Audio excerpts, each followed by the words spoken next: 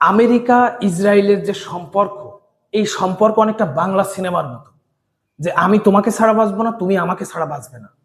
বা অনেকটা অপু বিশ্বাস, শাকিব খান বুবলি, সবাই ভাবে যে এবার মনে হয় ছাড়াছাড়ি হয়ে গেল, চলে গেল। পরে দেখা যায় না, আবার এক। পুরো পৃথিবী জুড়ে ইসরায়েলকে সবাই ঘৃণা করে, আমেরিকা ঘৃণা করতে পারে না। বা তাদের সাথে এত বন্ধুত্ব কই থেকে হলো, বা কোন জায়গা থেকে শুরু হলো, এত গভীরে গেল বন্ধুত্বটা, একদিনে তো শুরু হয়নি। এই বিষয়গুলো আমরা এই ভিডিওর মাধ্যমে আজকে জানবো। কিছু কিছু পয়েন্ট আছে, যে পয়েন্টগুলা আমাদের চোখ কপালে তুলে দেবে আজকে। আসুন আমরা দেখি। 1948 সালের 14 মে হ্যারিয়াস ট্রুম্যান, তৎকালীন আমেরিকার 33তম প্রেসিডেন্ট। তাহলে হ্যারিয়াস ট্রুম্যান যিনি ছিলেন, ইনি ছিলেন ইউএস এর 33তম প্রেসিডেন্ট। এই 33তম যিনি প্রেসিডেন্ট হ্যারিয়াস ট্রুম্যান, এই হ্যারিয়াস ট্রুম্যান একটা রেকর্ড করেন। সে রেকর্ডটা হচ্ছে, তিনি সর্বপ্রথম এই ইসরায়েল রাষ্ট্রকে স্বীকৃতি দেয়। তো স্বীকৃতি দেওয়া এখানে আবার রেকর্ড কিসের? রেকর্ড একটা কারণে আছে। সেই রেকর্ডটা হচ্ছে, এই ইউএস এর 33তম প্রেসিডেন্ট হ্যারিয়াস ট্রুম্যান ইসরায়েলকে স্বীকৃতি দেয় মাত্র 11 মিনিটের মাথায়। কত মিনিট? 11 মিনিটের মাথায়। তাহলে চিন্তা করেন, একটা দেশের প্রেসিডেন্ট আরেকটা দেশকে স্বীকৃতি দিয়েছে 11 মিনিটের মাথায়, কোনো ভাবনা চিন্তা বাদেই। আবার ঠিক তার 2 থেকে আড়াই দিন পর এই ইসরায়েলকে স্বীকৃতি দিয়েছে রাশিয়া। তাহলে পৃথিবীর যারা বড় বড় দেশ, তাদের মধ্যে অন্যতম ইউএসএ এবং কি রাশিয়া। ইউএসএ 11 মিনিট পরেই স্বীকৃতি দিয়েছে ইসরায়েলকে, এবং ঠিক 2 থেকে আড়াই দিন পরে স্বীকৃতি দিয়েছে কে?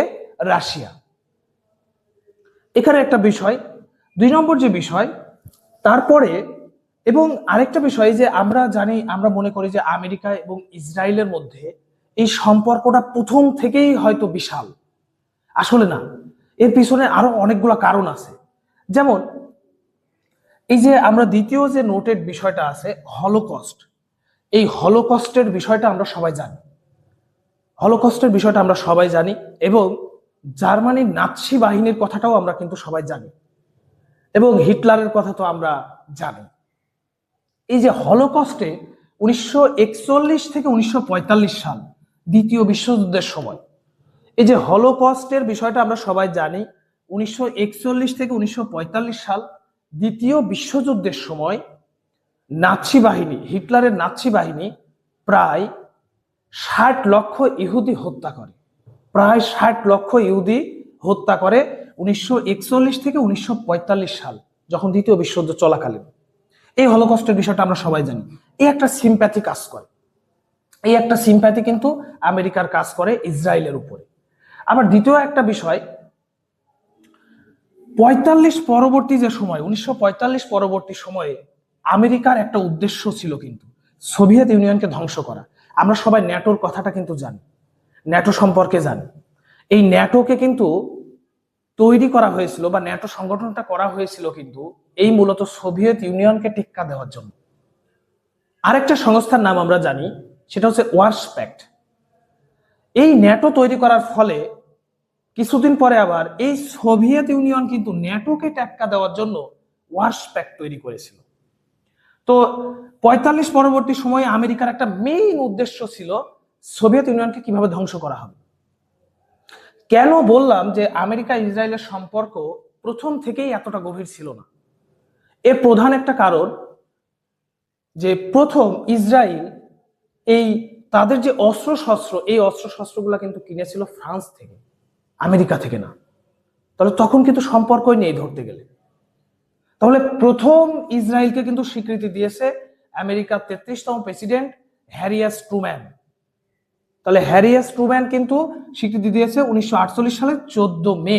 1948 সালের 14 মে আমেরিকার ইউএসএ 33তম প্রেসিডেন্ট ছিলেন কে? ছিলেন হ্যারিয়াস ট্রুম্যান। এবং হলোকস্টের বিষয় জানি আমরা। হলোকস্টে 1941 থেকে 1945 সাল, দ্বিতীয় বিশ্বযুদ্ধ চলাকালীন হিটলারের নাৎসি বাহিনী প্রায় 60 লক্ষ ইহুদি হত্যাকাণ্ড করে। এটা একটা সিম্প্যাথির বিষয় ছিল আমেরিকার। এবং দ্বিতীয় বিষয়, 1945 পরবর্তী দ্বিতীয় বিশ্বযুদ্ধের পরে আমেরিকার মেইন একটা উদ্দেশ্য ছিল কিন্তু সোভিয়েত ইউনিয়নে ধ্বংস করে দেওয়া। তার পরবর্তীতে ন্যাটো গঠন হলো। তারপরে ন্যাটোর পরবর্তীতে সোভিয়েত ইউনিয়ন গঠন করলো ওয়ার্স প্যাক্ট।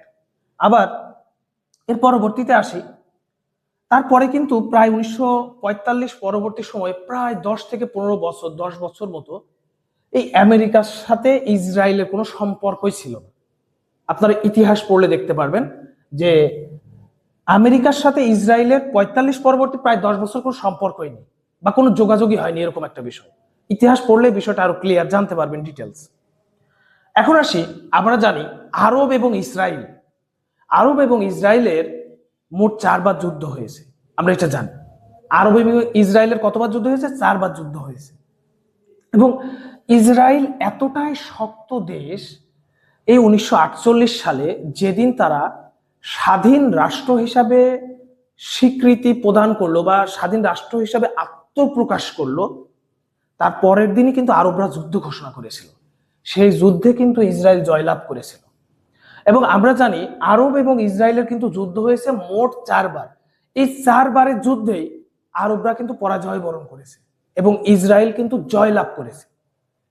এই যে আরবরা 4 বার পরাজয় বরণ করেছে, এর ফলে ক্ষতিটা কিন্তু দিনে দিনে এই ফিলিস্তিনের হয়েছে। এই প্রত্যেকবার যুদ্ধে নেমেছে আরবরা এবং জয়ই হয়েছে ইসরায়েল। ইসরায়েল কোনো না কোনো জায়গা ফিলিস্তিনের দখল করে নিয়েছে, ক্ষতিটা ফিলিস্তিনের হয়েছে। এখন আসি, আমরা জানি যে আরব ইসরায়েল যুদ্ধ কয়বার হয়েছে? 4 বার।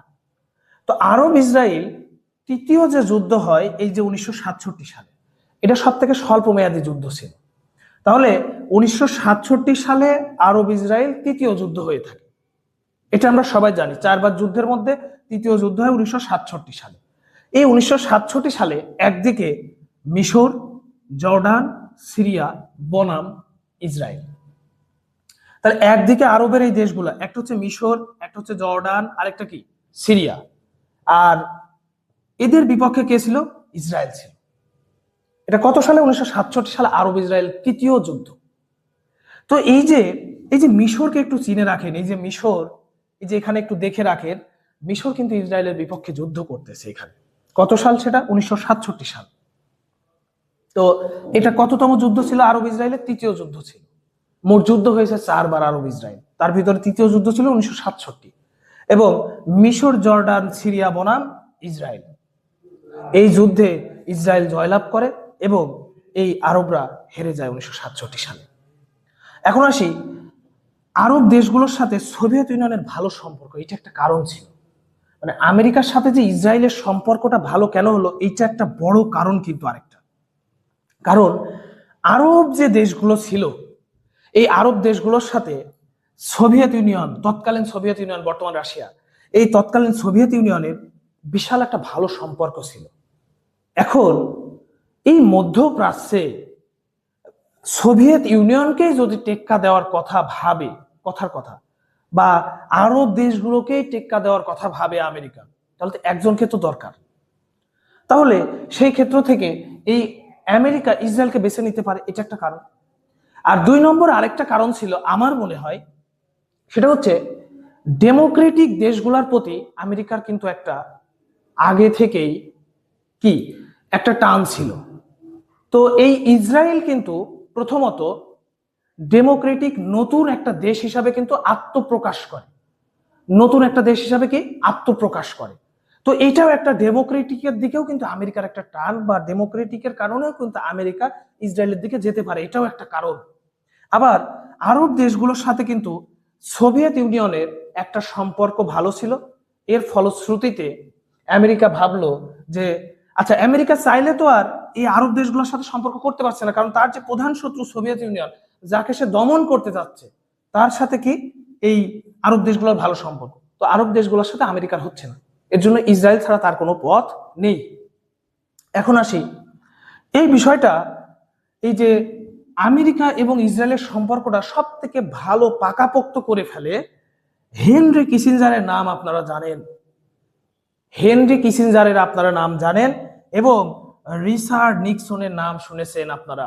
তিনি হচ্ছেন ইউএস এর তৎকালীন 37তম প্রেসিডেন্ট ছিলেন। তাহলে 2টা প্রশ্ন আমাদের জন্য গুরুত্বপূর্ণ, একটা হচ্ছে ইউএস এর 33তম প্রেসিডেন্ট হ্যারি এস ট্রুম্যান এবং রিচার্ড নিক্সন ইউএস এর 37তম প্রেসিডেন্ট। 37তম প্রেসিডেন্ট ছিলেন। এই হেনরি কিসিঞ্জার এবং রিচার্ড নিক্সন দুইজন ইসরায়েলের সাথে সম্পর্কটা পাকাপোক্ত করেন একদম। এই দুইজন ব্যক্তি ইসরায়েলের সাথে সম্পর্কটা পাকাপোক্ত করেন। এখন আসি মেইন বিষয়ে। কি বললাম, আরব ইসরায়েল যুদ্ধ হয়েছে 4বার, তার মধ্যে তৃতীয় যুদ্ধ হয়েছিল 1900 কত সালে, 67 সালে। এই 67 সালে ইসরায়েলের বিপক্ষে কে কে ছিল? মিশর ছিল, জর্ডান ছিল এবং আরেকটা কি ছিল, সিরিয়া ছিল। আরব ইসরায়েলের চতুর্থ যুদ্ধ, আরব ইসরায়েলের চতুর্থ যুদ্ধ হয়, আরব ইসরায়েলের চতুর্থ যুদ্ধ হয় 1900 কত সালে, 73 সালে। আরব ইসরায়েলের চতুর্থ যুদ্ধ হয় কিন্তু কত সালে, এই যে 1973 সালে। এই 1973 সালে আরব ইসরায়েলের যে চতুর্থ যুদ্ধ হয়ে থাকে, এই চতুর্থ যুদ্ধে কিন্তু সকল ধরনের যে অস্ত্র যোগান দেওয়ার বিষয়টা আছে, এই অস্ত্রটা কিন্তু যোগান দেয় আমেরিকা ইসরায়েলকে। এবং এই যে চতুর্থ যুদ্ধ হয়, এই চতুর্থ যুদ্ধে আবার কিন্তু এই ইসরায়েল জয়লাভ করে এবং আরবরা আবার হেরে যায়। 4টা যুদ্ধে 4বারই কিন্তু ইসরায়েল জয়লাভ করে। এখন আসি, এই যে মিশর বারবার ইসরায়েলের বিপক্ষে যাচ্ছে, আমেরিকার তো একটা কি দরকার, সমঝোতা প্রয়োজন। 1978 সালে একটা চুক্তি হয়েছিল, ক্যাম্প ডেভিড চুক্তি। 1978 সালে একটা চুক্তি হয়েছিল, সেটা হচ্ছে ক্যাম্প ডেভিড চুক্তি। এই ক্যাম্প ডেভিড চুক্তি হয়েছিল আমেরিকার নিউ ইয়র্কের মেরিল্যান্ড নামক স্থান। তৎকালীন মিশরের প্রেসিডেন্ট, তার আগের একটা ঘটনা, 1978 সালে এই আমেরিকার প্রেসিডেন্ট তখন এই মিশর এবং ইসরায়েলের কাছে গেল, মিশর এবং ইসরায়েলের কাছে গেল। এই মিশর এবং যে ইসরায়েলের কাছে গেল, যে আমেরিকা বলল ইসরায়েলকে $3 বিলিয়ন দেবে প্রত্যেক বছরই, $3 বিলিয়ন দেবে এবং মিশরকে দেবে $2 বিলিয়ন। তাহলে এই যে $3 বিলিয়ন করে ইসরায়েলকে দিয়ে আসছে আমেরিকা, এটা কিন্তু এখনো চলমান, এখনো চলমান। যেমন প্রথমত যে তারা মিশর এবং ইসরায়েলকে বলল, তোমরা অশান্তি সৃষ্টি করবে না মধ্যপ্রাচ্যের দিকে, এখানে একটা শান্তি বজায় করা দরকার, তোমরা এক হয়ে যাও, বন্ধু হয়ে যাও, মানে এলাকার মোড়লের মতো একটা কথা। তো সেই অনুযায়ী 1978 সালে ক্যাম্প ডেভিড চুক্তি হয় মেরিল্যান্ড নামক স্থানে আমেরিকার, এবং তৎকালীন মিশরের প্রেসিডেন্ট ছিলেন আনোয়ার সাদাত এবং ইসরায়েলের তৎকালীন প্রেসিডেন্ট ছিলেন বেগিন, যিনি ষষ্ঠ প্রেসিডেন্ট ছিলেন। তিনি ছিলেন ইসরায়েলের ষষ্ঠ প্রেসিডেন্ট বেগিন, এবং 1978 সালে তৎকালীন মিশরের প্রেসিডেন্ট ছিলেন আনোয়ার সাদাত।